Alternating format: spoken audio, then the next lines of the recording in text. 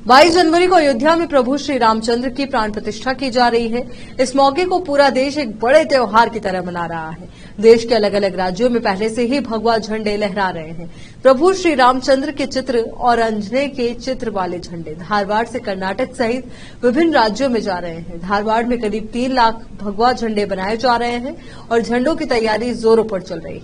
यहां से झंडे कर्नाटक समेत कई राज्यों में निर्यात किए जा रहे हैं। केबी न्यूज के एंकर हिना शेख की रिपोर्ट।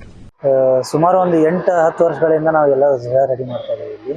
ಮತ್ತು ಅದರಲ್ಲಿ ನಮಗೆ ಒಂದು ಅಯೋಧ್ಯ ರಾಮ ಮಂದಿರ ಒಂದು 500 ವರ್ಷಗಳ ಕಾಲ ಒಂದು ನಮ್ಗೆ ರಾಮ ಮಂದಿರ ಆಗ್ತಾ ಇರೋದ್ರಿಂದ ನಮಗೆ ಅಲ್ಲಿ ಅಂಕರ್ ಸೇವೆ ಮಾಡ್ಲಿಕ್ಕೆ ಅನುಕೂಲ ಇಲ್ಲ. ಅದರ ಬದಲು ನಾವು ಇಲ್ಲೊಂದು ನಮಗೆ ರಾಮನ ಒಂದು ಅಳಲು ಸೇವೆ ಮಾಡ್ಲಿಕ್ಕೆ ಒಂದು ಅನುಕೂಲ ಸಿಕ್ಕಿದೆ ಇಲ್ಲಿ. ಮತ್ತು ಇನ್ನೊಂದೇನು ಹೇಳಬೇಕಂದ್ರೆ ಒಂದು ಭಾಳ ಜನರ ಶ್ರಮ ಇದೆ ಇದರಲ್ಲಿ ರಾಮ ಮಂದಿರದಲ್ಲಿ. ನಾವು ಒಂದು ಸಣ್ಣ ಶ್ರಮದಿಂದ ನಾವು ಇದು ಇನ್ನೂ ವಿಜೃಂಭಣೆಯಿಂದನ ರಾಮ ಮಂದಿರ 22ನೇ ತಾರೀಕು ನಾವು ಆಚರಣೆ ಮಾಡಲಿಕ್ಕೆ ನಮ್ಮ ಕಡೆಯಿಂದ ಎಷ್ಟು ಸಾಧ್ಯ ಆಗುತ್ತೋ ಅಷ್ಟು ನಾವು ಇಲ್ಲಿ ಸಪ್ಲೈ ಮಾಡಲಿಕ್ಕೆ ಪ್ರಯತ್ನ ಮಾಡ್ತಾ ಇದ್ದೀವಿ. ಕನಿಷ್ಠ ಒಂದು 3-3.5 ಲಕ್ಷ ತನೂ ನಾವು ಸಪ್ಲೈ ಮಾಡಿದ್ದೀವಿ ಇವಾಗ.